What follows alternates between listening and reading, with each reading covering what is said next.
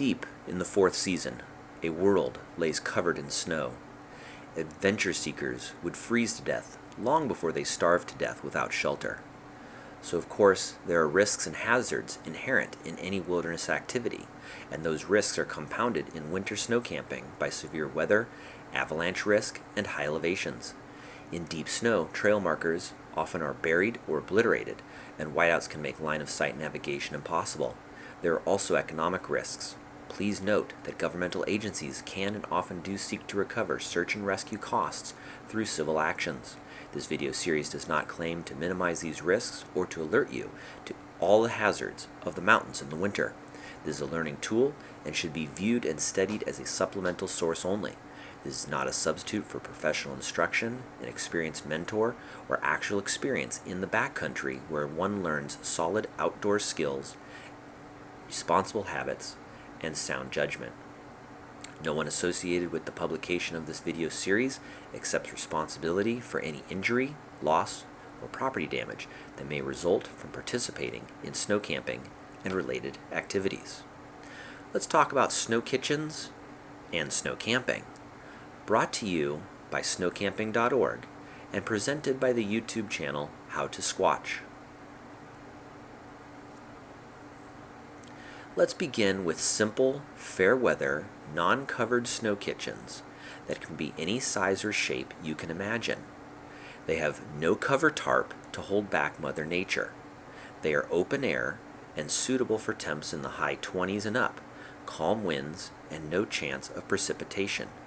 Examples include the U-shaped table for easy waitstaff service, and the square table, which gives a nice area to store clean snow for making water.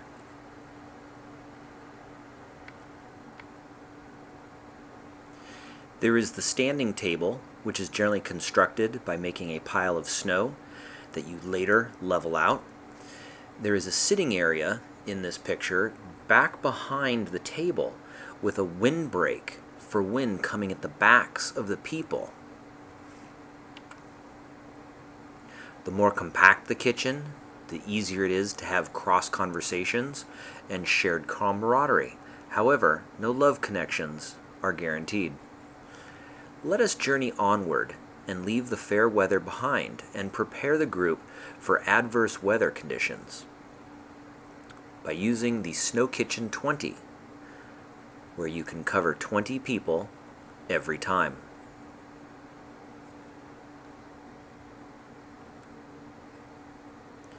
This layout can be completed by one person in about 30 minutes, and it will give you this kitchen after an approximate 2 to 3 hour build with 4 to 6 people.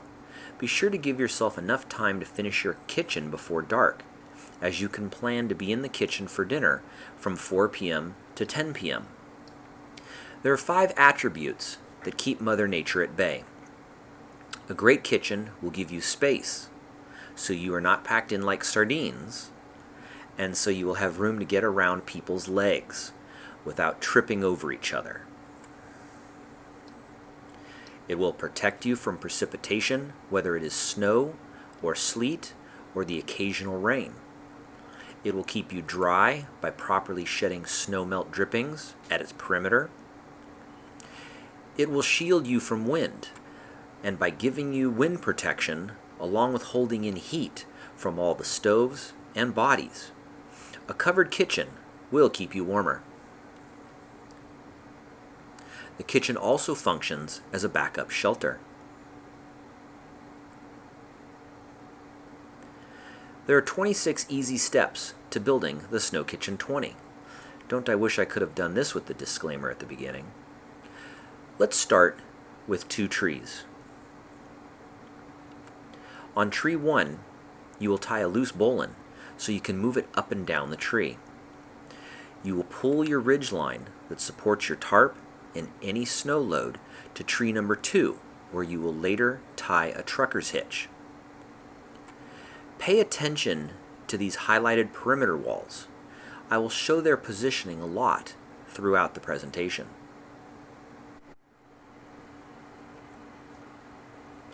In order to build any of the kitchens shown in this presentation, you will need aluminum snow shovels, the Yangfang snow saw, and loose-fitting, long-cuffed chemical gloves to keep your hands warm and dry. This is a completed layout, ready for walkways to be cut. Let's identify the interior components of the kitchen within the orange outline of where the walls will be placed. The entire layout starts with the ridge line at the center and moves outward toward the edges. All the walls go outside the string lines and stakes. Let's take a moment to go over site selection. Select your kitchen site by looking for a relatively flat area with natural windbreaks and free of widowmakers overhead. Your trees should be a minimum of 26 feet apart to leave room for walkways before you fall into tree wells. Snow conditions and tree well sizes may require greater tree separation between your ridgeline anchor points. I added 2 knots 26 feet apart on my ridgeline to ensure minimum tree separation, so I know the trees are not too close together. Stay outside the drip line of tall trees with accumulated snow, as they can drop snow bombs on you. Orient your kitchen so it runs across any slope, aka runs with the contour lines on a topo map.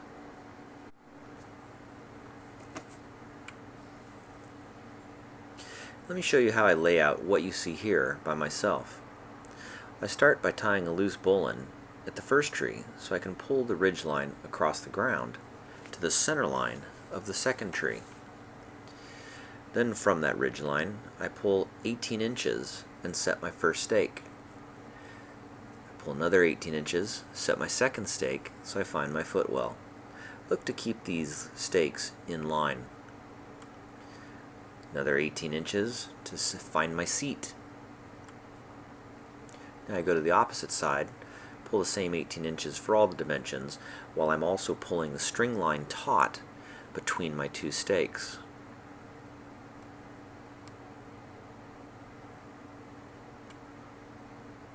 Again, look to keep this side of the kitchen in line and perpendicular.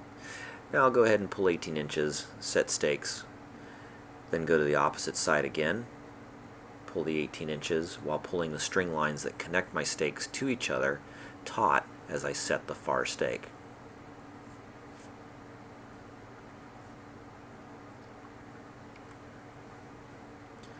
Start cutting blocks in the footwell to build your walls. Cut 16 to 18 inches deep and in 7 to 8 inch runs, and place the blocks outside the last string line, staggering your block joints.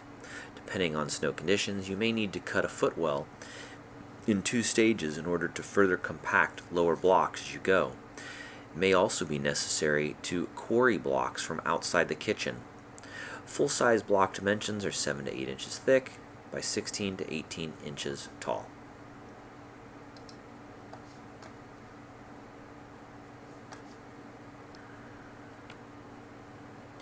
This is a great example of a snow block.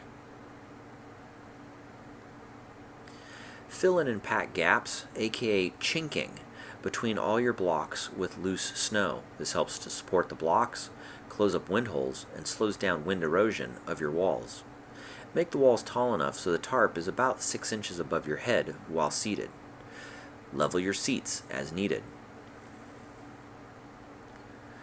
Now that all the walls are complete and you've extended your walkways outside the kitchen, raise the ridge line about 18 to 24 inches above the walls, approximately 6 feet from the bottom of your cutout walkways, and secure the ridge line with a trucker's hitch and slip loop at the far tree.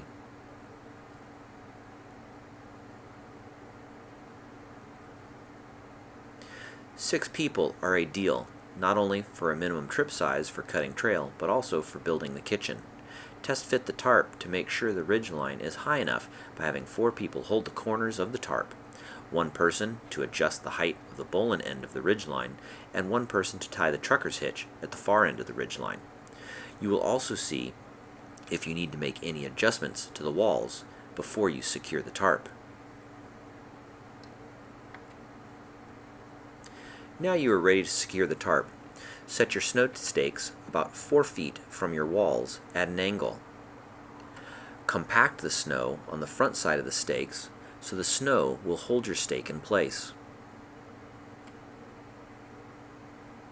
Take notice of my guy lines attached to the stake in the middle and below the surface of the snow.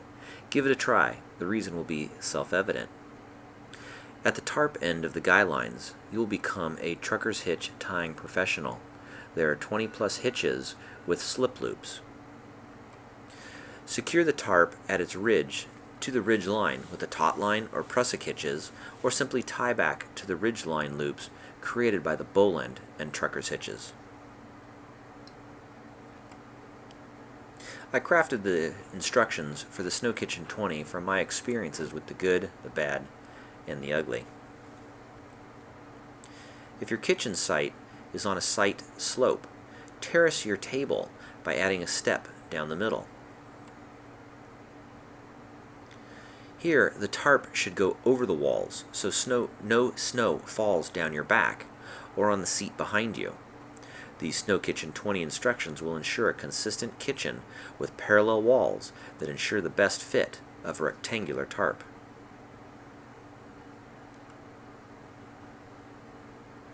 This is a tight kitchen for several reasons. The walls in this kitchen are not tall enough, which results in the tarp resting on these people's heads. It sucks when a tarp, especially under snow load, pushes down on your head. There is also a large gap where the snow could fall down the backs of the campers on the right. Even with the great slope on the tarp, snow will still stick to the tarp and weigh it down. Let's talk table heights.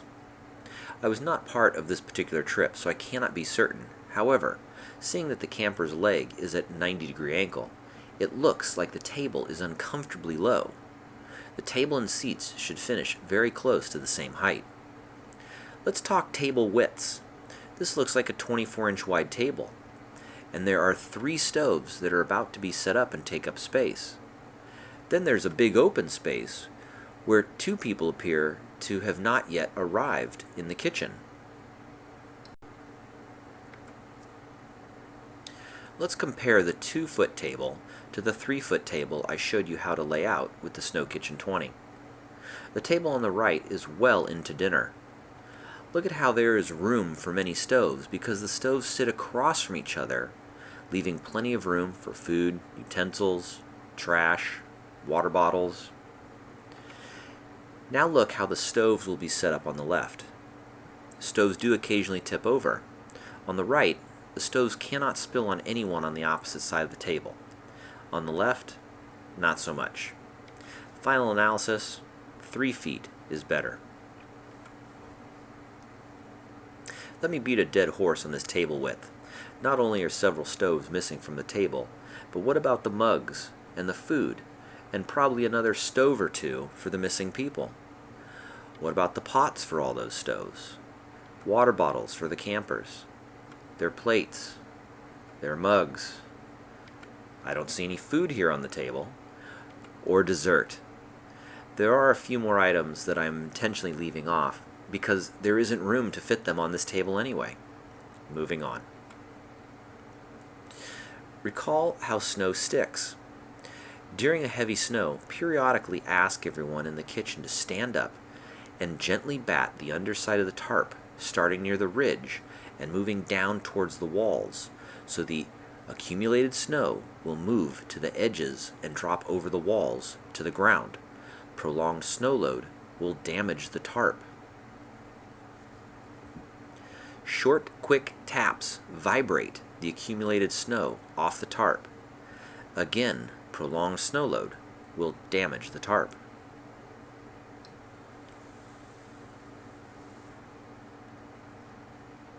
If snow is expected overnight while you are not using the kitchen, untie all the guy lines from the tarp. Leave the stakes in place and lay the paracord out over the walls. Gather the tarp to one side of the kitchen, near a tree.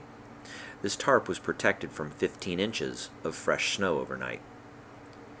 After an overnight snow, remove fresh snow from inside the kitchen and resecure your tarp. Take notice of the entry walkway steps. Placing steps away from the kitchen entry greatly simplifies your entry and gives you room to build nice steps so no one comes sliding into the kitchen. Now on to the recovery of frozen steaks. This is what a frozen steak looks like when cut out of the snow with a snow saw. Do not use a snow shovel to dig in ice, as the shovel will break. Do not pry up steaks with a snow shovel, as both the steak and the shovel will bend or break. Practice leave no trace methods. Double check that you have removed all your gear and personal items from the kitchen.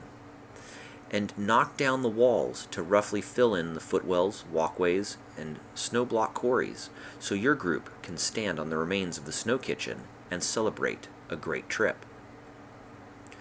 Did I sell you on a covered kitchen? Do not get me wrong. If you think a covered kitchen is too much work, I can tell you I've had a lot of fun sitting in a snowstorm while I was with my best buds.